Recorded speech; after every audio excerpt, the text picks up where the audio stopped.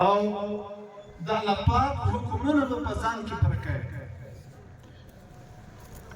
چې الله جل جلاله د قرآن کې کوم حکم راغلی دی هغه به پوره کوي د الله حکم به پوره کوي د ادب مع الله فضیل ابن عیاض رحمه الله د عراق یو مشهور غل وي او دومره عظیم غل وي چې هره قافله چې به تیارېدله د قافلې والا به هغه ته وصیت کوي چې وروره یو د دغه واقعه سره خیال کوي او نوره خبره اسانه ده دومره عظیم غل یو شپه د غلا په نیت باندې راوتلی وو چې خپله ډاکه او غلا ووایي د یو کور سره تللی په هغه کور کې د قرآن تلاوت شروع او دغه آیات را روان شروع چې الم یأن للذین آمنوا ان تخشع قلوبهم لذکر الله آیا هغه وخت نه دی راغلی مؤمنانو چې هر مؤمن اوس د هغه زړه و الله ته خشوع وکړي د الله پاک سره ادب ژوند تېر کړي آیا هغه وخت نه دی راغلی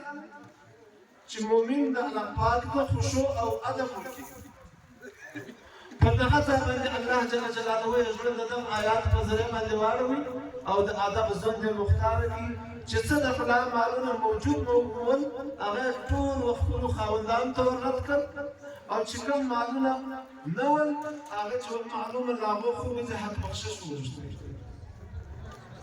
نو ادب مع الله دا دی چې سړی هر څه ژوند پرې سوی چې کله د الله وفا ته توجه وکړي الله پاک ورته بیا ترقي ورکوي دا فضیل ابن عیاض غل وي بیا د امام اعظم ابو حنیفه رحمه الله په شاګردانو کې او بیا د ابراهیم ابن ادهم چې یو عظیم بزرګ دی دغه په مرشدانو کې شو هغه د مرید او سالک وګرځي لیکن تبدیلی صرف دا رااله چې د الله پاک سره د ادب ژوند مختار لہذا نو یې څوک هم مایوسه کېږي نه چې زما ژوند تېر شوی دی زه اوس څه وکړم باید په هر وخت کې که کوچنی دی او که لوی دی که ځوان دی که شپېچلی دی پکار دی چې د الله پاک وخوا ته توجه کړي د الله پاک حکمونه پوره کړي دویم چې دی ادب مع الرسول د رسول الله صلی الله علیه وسلم ادب کول د ده په ژوند کې چې کوم ادب وي هغه اوس له موږ سره کار نه لري وخت نشته چې موږ هغه بیانوو د ده زمانه کبار زموږ دی به کومه ذمهواري ده کوم ادب دی چې موږ د نبي صلی الله علیه وسلم پوره کړو اول ادب دا دی چې تحریرا چې کله ته د نوم مبارک لیکې نو ته به د ده د نامه سره دا ادب کې صلی الله علیه و آله وسلم به پوره لیکې که یو سړی راولاړ شي صلی الله علیه و آله وسلم پوره نه ولیکي سواد ولیکي یا سلام ولیکي د تمامو فتاواو فتوا ده چې دا ګناه ده او دا مکروه کار دی صحیح کار نه دی دا بې ادبي ده لهذا نو تحریرا به هم د ادب خیال ساتي یو عالم کتاب جوړ کړ په خپل کتاب کې چې کله به د نبی علیه الصلاۃ والسلام مبارک نوم راتلی نو د صلی الله علیه و آله ولیکي وسلم ټکی نه لیکي نو بیا جناب رسول الله صلی الله علیه وسلم په خوب ولیدي رسول الله صلی الله علیه وسلم ولې دا د خپل ځان څلوېښت نیکۍ ضایع کوي پر هر درود په هر ټکي کې لس نیکۍ الله جل جلاله درکړي په وسلم کې څلور ټکي دي نو څلور ټکي کې څلوېښت نیکۍ دي دا ولې ضایع کوي دا خو د پوره لیکي ولهذا په لیکایي کې د ادب دا دی چې موږ به د ده د نامه سره صلی الله علیه و آله وسلم پوره لیکو نه به په دا چین کې د کاغذه خیال ساتي چې کاغذ کم شي نه به په دا چین کې د صحیح خیال ساتي چې صحیح کم شي او نه به د وخت خیال ساتي چې وخت کم بلکې دا به ته په زړه کې په احترامن او په عظمت او په خوشحالي سره د ده د نامه سره صلی الله علیه و آله وسلم پوره لیکو ودې ته به تیار ان شاء الله کله چا سره په دا غلطي چې سوي کې پر هغه مغفرت واړو پر مخ به دا پرل امام شافعي رحمۃ اللہ علیہ یو کتاب جوړ کې الرساله په الرساله کتاب کې چې کله به د جناب رسول الله صلی الله علیه وسلم نوم مبارک راتلی د به هغه صلی الله علیه و آله وسلم پوره لیکي او دا به په ژبه په خوله ورسره ویلی هم چې کله بیا وفات شو د رحلت بعد یو چا په خوب باندې ور حضرت الله صلی الله علیه وسلم الان کې د فقه یو عظیم امام دی او ډېر په زرو مسائل دغه استنباط او استخراج او دغه رئیسان کې کړی دي لیکن بیا هم چې عالم ورته چې الله سره وکړو زه الله په دې سره وبخښم چې تا الرساله کتاب جوړ کړي پای کې د نبی علیه الصلاۃ والسلام د نامه ادب کولی او تا صلی الله علیه و وسلم پر لیکي داغه په ذریعہ باندې وبخښم دا تمام مسائل شاته پاتې شو صرف صلی الله علیه وسلم په دغه ادب سره الله وبخښي نو دا تحریر ادب دی او لسانی په ژبه باندې د نبی علیه الصلاۃ والسلام ادب په ژبه باندې هم کوي چې کله د نبی علیه الصلاۃ والسلام مبارک نوم د واورېدي او ته صلی الله علیه وسلم په ژبه باندې هم ورسره وایي بلکې ځینې علما خدای وایي چې په یو مجلس کې تا د نبی علیه الصلاۃ والسلام مبارک نوم څومره وارونه واورېدي هغومره وارونه درود ورسره ویل واجب دي علامه ابن همام دا فرمایي ګرچې عام علما او مختاره خبره ده چې یا په یو مجلس کې چې یو د نبی علیه الصلاۃ والسلام نوم راغی او یو رسول الله صلی الله علیه وسلم ورسره ویل کافي دي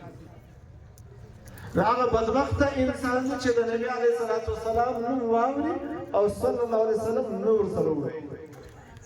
نو د نبی علیه الصلاۃ والسلام د نامه اوریدو سره زموږ داسې موارد چې موږ په هغه ټیم کې صلی الله علیه و آله وسلم ورسره وایي او دریم عادت د نبی علیه الصلاۃ والسلام سره زموږ دی غداري چې موږ تاسو په خپل 15 فوټه کې د طریقې راوړو په خپل کور کې به د سنت ژوندۍ کوو په خپل محله کې به د سنت ژوندۍ کېدو کوشش کوو چې موږ په خپل محله کې د سنت ژوندۍ کوو او په ټول عالم کې د سنت ژوندۍ کول دا فکر کول دا غم لزان سره پیدا کول دا درد لزان سره پیدا کول چې دا سنت موږ په کور کې هم ژوندۍ شي او موږ په جان کې هم ژوندۍ شي او په خاندان کې هم ژوندۍ شي دا د نبی صلی الله علیه وسلم حق دی پر موږ باندې چې موږ به پکو دا دغه ایمان دراوړو مقتضا ده چې موږ په دغه باندې ایمان راوړو چې موږ به د ادب کوو ادب اداري چې په بدن کې عملی ادب اداري چې موږ تاسو په بدن کې د سنت طریقې ژوندۍ کوو عبد الله ابن عمر رضی الله عنه داغه تر مخ یو چا داغه پښکای وکي چې په هغه باندې سنت طریقه دا چې په هغه الحمدلله سره وي نو هغه سړي الحمدلله والصلاه على رسول الله وویل الان کې درود وویل یو شی ذات کې والصلاه على رسول الله درود ذات لیکن عبد الله ابن عمر رضی الله عنه د تر لاس ونیوي ولدا دا خو زمونه چې والصلاه على رسول الله لیکن دا زائد والصلاه على رسول الله د ویلو ځای نه دی پر دا ځای باندې سنت طریقه دا ده چې سړی دا وایي چې الحمدلله یا الحمدلله على كل حال وایي هغه بل يرحمك الله وایي هغه باندې موسی يهديكم الله بل دا ورته وایي دا کله سنت طریقه و چې والصلاه على رسول الله هغه صلوات علی رسول الله چې هغه ثوابونه پر هر باندې الله جل جلاله لاس لکې درکې لیکن چونکې به ځای وي به لکې څنګه ثواب رسول نو د سنت پابندي کوو دا فضیل ابن عیاض چې دا ما کې ته ذکر تیر کې دا د زمانه عظیم بزرګ راو ګرځي د عراق مشهور ډاکو لیکن چې کله پر الله وفات توجه سو بیا د سنت پابندي کوله او یو اندوانه راوغشتل هغه اندوانه ډیر شو دغه خوشو چې راوغشتل ولدا په روایتو کې راغلي چې اندوانه په نبی څخه خورل کېده لیکن دا طریقه نه در معلومه چې پر کومه طریقه خورل کېده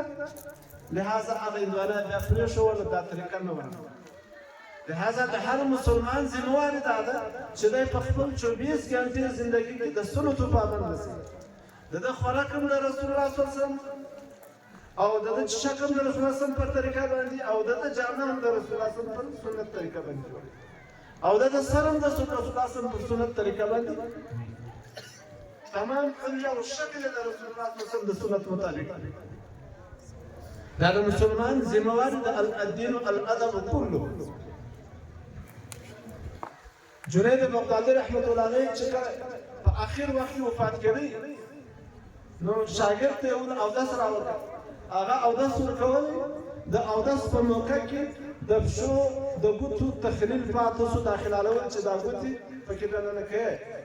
په دا کې مسله دا ده چې کله دا ګوتې زله آزاد وي بیا د تخلیل سنت دی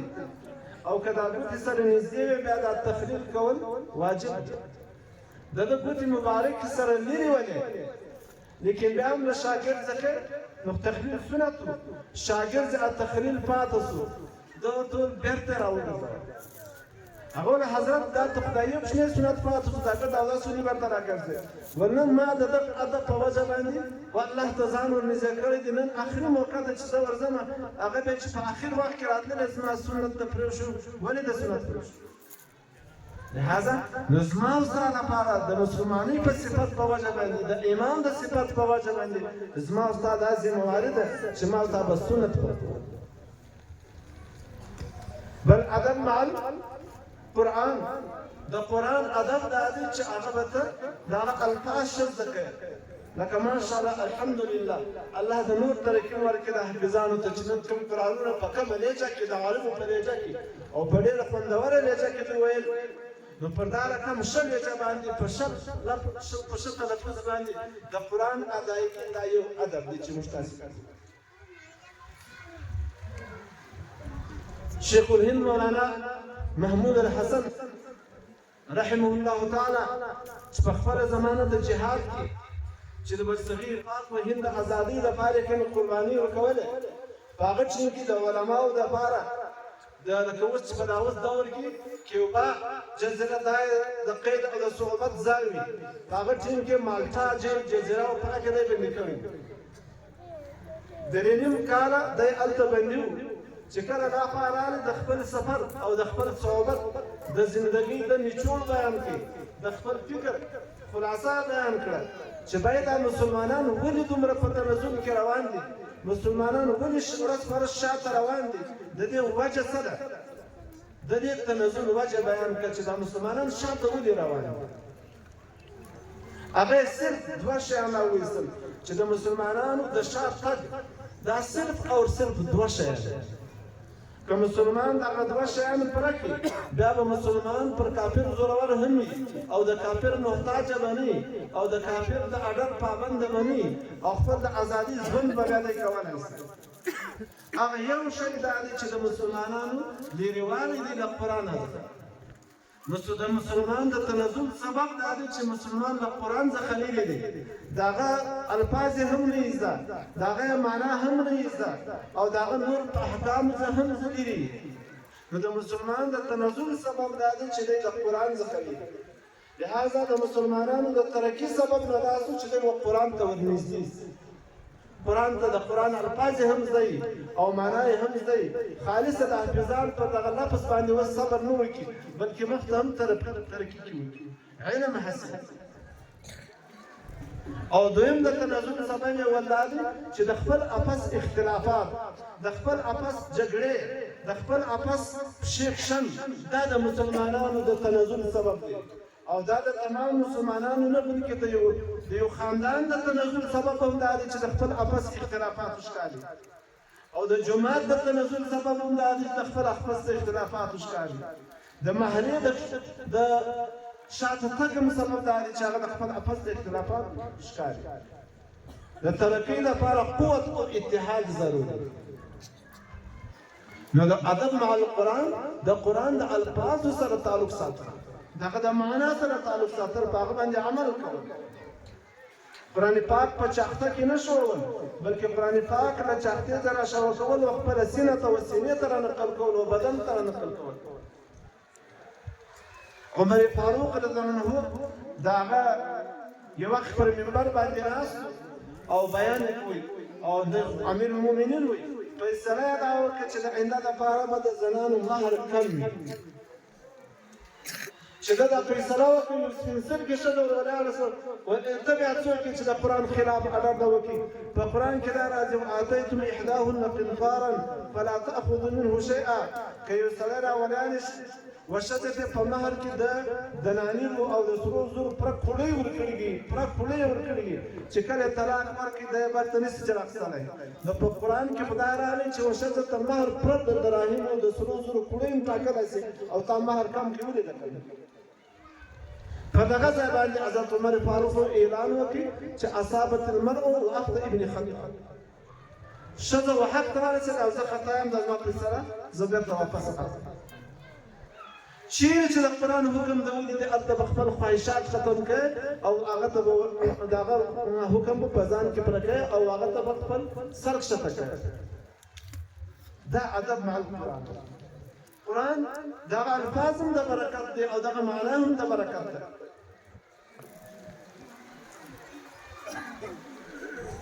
په الفاظو کې هم برکت بل ادب مع العلماء د علماو ادب کول د هغو اول ادب دا دی چې د هغه به د خپل امت لپاره عظیمه سرمایه بولي د هغو عظمت په ستا په زړه کې پروت دی د هغو احترام په ستا په زړه کې پروت دی باطنا او ظاهرا به د هغو قدر ته کوي امام احمد بن حنبل رحمه الله چې کله وفات شو د وفاته بعد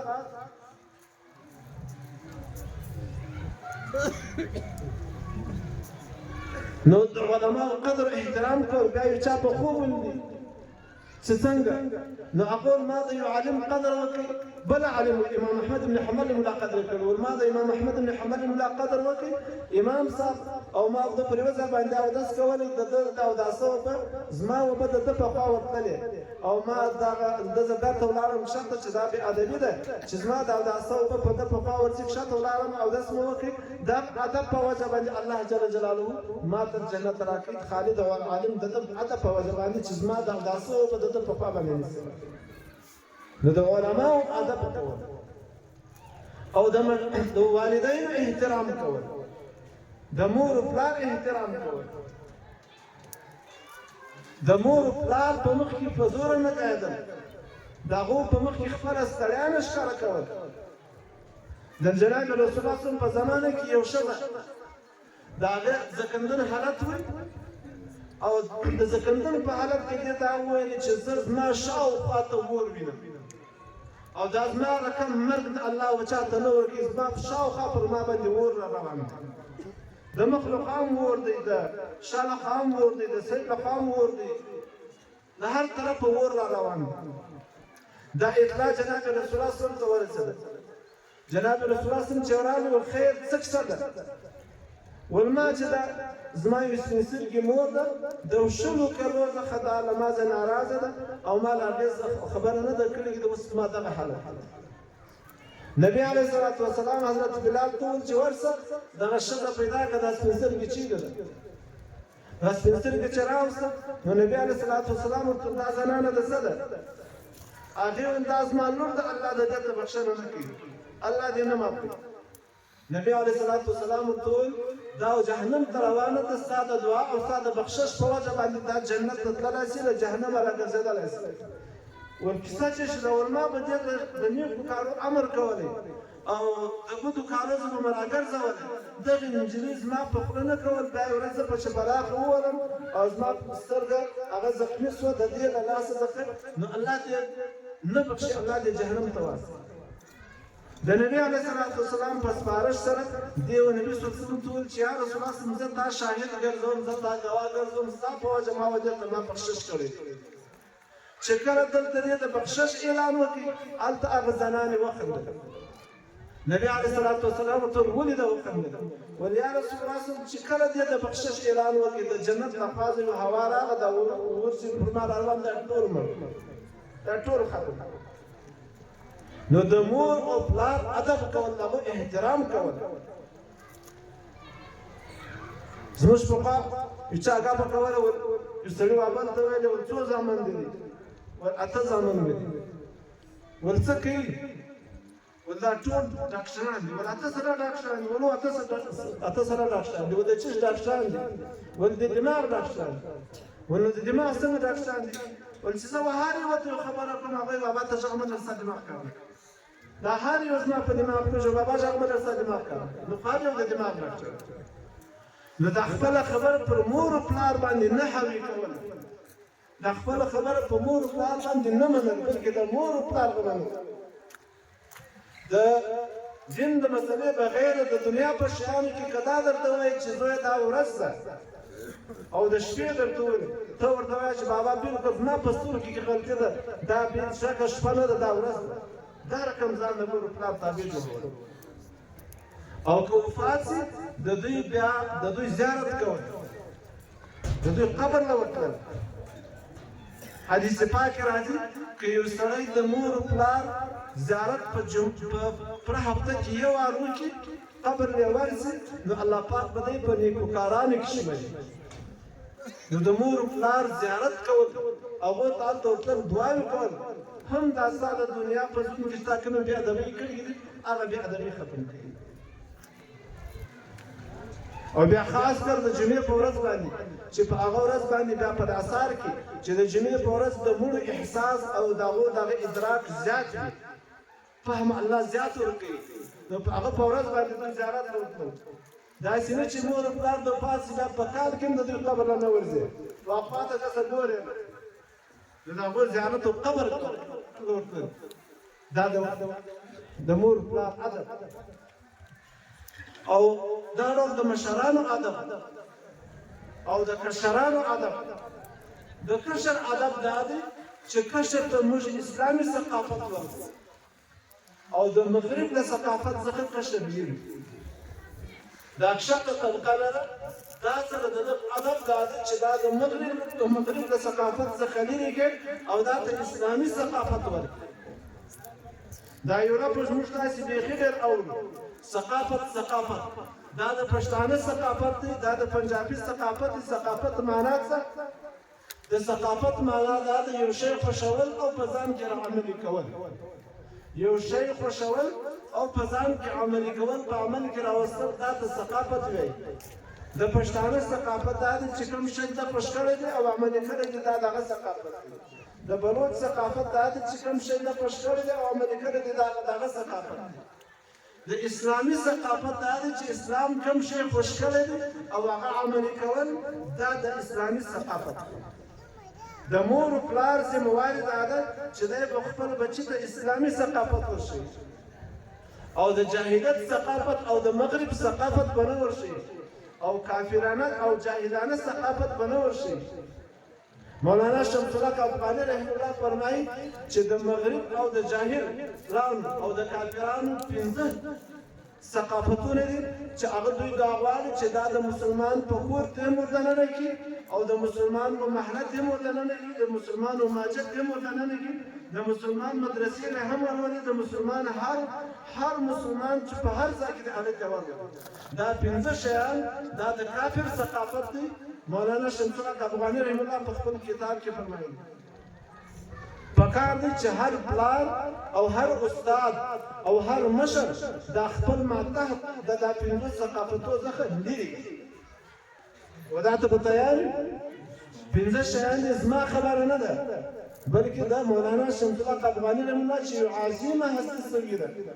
دا هغه خبره ده هغه وایي دا 15 ثقافتونه دي د کفر سازش دا دی چې دا 15 شیان دا په مسلمانانو کې عام هغه 15 شیان چې شي غانا یو هغه غانا غزل چې داغه اوریدل او داغه ویل دا امام اعظم ابو حنیفه رحمه الله وی چې حرام امام شافعی رحمه الله وی چې کوم څوک غانا وایي او یای اوري داغه شهادت په شرع عدالت کې نه قبل شي امام احمد بن حنبل رحمه الله وی چې دا غانا اوریدل او ویل دا حرام ده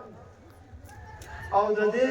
پښلي کې دا رقم نفاق او دا رقم کفر شین کوي لکه په باران باندې چې باران وسی او یا وبې ځکه ته وبې کې واشه راشي نو د کفر سازش دا دی چې مسلمانانو ته غانا ورورسي او د ناچ والا جوړ کړي د لور د ناچ والا جوړ کړي او د بچی ناچ والا جوړ نو اول شی دا دی چې غانا د دې ځان ساتل د پلار ذمہواری دا ده چې پلار د خپل زوی د غانې ځخلې کې د خپل موبایل او بچی ته بلاس نه کوي چې هغه دا غانې او په اوري او یا چې ذکر دویم شی د کفارو ثقافت چې هغه دا غواړي مولانا وی چې د خپل مسلمانانو کې عام کې هغه دا چې نشه اول شیان شراب چرس روین دا د کفارو مهنت دی چې هغه دا په مسلمانانو کې عامي نو د پلار ذمہواری دا ده چې د خپل بچی د نشاور شاله څخه بچاو او دریم شی چې هغه د کفارو ثقافت دی دا غواړي چې په مسلمانانو کې راولي هغه دا ده چې دغه مسلمان دا د تصویر او د ویډیو عاشق دی د تصویر او د ویډیو دا رقم عاشق جوړ کی چې د پرګړي کې دا عشق ور وشي او دا رقم عشق شي چې به هر څوک ورته چې به دا ناروا د په دماغ کې راځي دا چا د دا ناروا او هغه په پراپه معنا باندې دا زموږ ستې و دغه تر رسول دي دغه ثقافت را رسول دي زما او تاسو چې موبایل په لاس ورکړی دي او زما او تاسو طالب تم په لاس ورکړی دي زما او تاسو شیخ الحدیث تم په لاس ورکړی دي ملاتم واجب دي او د دې خپل مهنت دا دي چې دوی د په مسلمانانو کې اسراف پیدا کوي مسلمان د خپل مال د اسلام د مرضی مطابق یعنی کې خرڅ چې ورسې ملا او طالب ورسې چې اجازه صاحب له چاندا راکړه او د سره 1500 روپۍ ته ونیسي 300 یا 1100 پیسې نشته لیکن چې دا کړه د خپل وعده وراسي ما ته معلوم دي زما پاکستان په قرباني کې ډیر څه په خالي ډوډۍ کې کاری کوي چې خالي ډوډۍ کوي په وعده کې ډیر څه خالي په ډوډۍ دا ثقافت دا د کافر ثقافت چې د مسلمان مال پر دین نه ولګي بلکې د مسلمان مال بے ځای خرڅ دا د هغه ثقافت او پنځم شی دا دی چې دوی دا غواړي چې د مسلمانانو د ژوند څخه د مسلمانانو په نومي نسل کې د الله او د آخرت دا یاد نه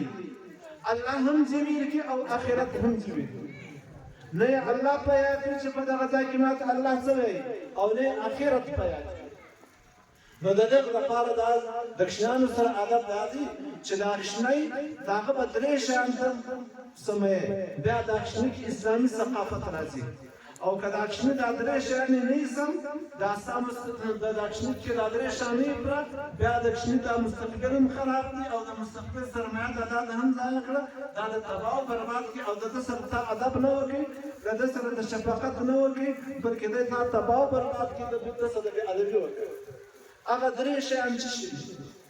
دا درې شان پکار دي چې موږ تاسو د خپل شان د فارس صحیح کو هغه ولادي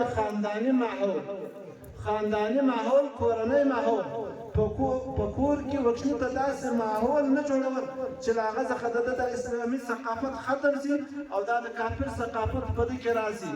چې وی دا ناچوغاني ماحول غلط ماحول د بهایي ماحول د پردګي ماحول شنو کنجلې کا د خپل ډاکټر ته واپس ساتي او دویم احبابي ماحول پرچنی به داستان نظر وی چې لازمه بچي نن ماشام چیرو او د ورځې چیرو دا هر څه چې سړی زکه د خپل یارانو دوستانو زکه نو د کښنی د دوستانو باندې نظر ساتل چې لازمه د کښنی نشته برخاست چیرې د اوراد شپه چیرې تیرې تراسه قرار په بستر کې پرېږه د شپې پر یو بجه په 2 بجې باندې روان دي او ته په خبر نه دا د پلار ذمہواری ده چې د زوی د دوستانو باندې نظر ساتي چې زما د زوی دوستان سم دوستان دي کچک دوستان او دریم دا دی چې د تعلیمي ماحول د خپل زوی وداسي ادارو ته ورکول چې په هغه ادارو کې د اسلامي ثقافت پالنه کول کېږي او د دیني ثقافت پالنه کول کېږي لکه الحمدلله دا په کلی کې دغه مدرسه هم ده او تمامي مدارس هم دي نو خپل کښنۍ و مدارس ته ورکول او په هغه کې به د اسلامي ثقافت پالنه کوي کېږي او دا ستاسو ذمہواري به پوره کېږي الله جل جلاله ته وما تم پر خبر باندې د عمل کولو توفیق راکړي او تاسو ته هم او دا مدرسې ته د الله پاک نور هم ورځ په ورځ باندې کې تمام مدارس ته ترقي ورکړي یومن په یومن الله د زموږ تاسو په مابین کې اتفاق او اتحاد د مسلمانانو پیدا کړي او د قرآن محبت او د رسول الله صلی الله علیه وسلم محبت زموږ تاسو په سینو کې واچوي سبحان الله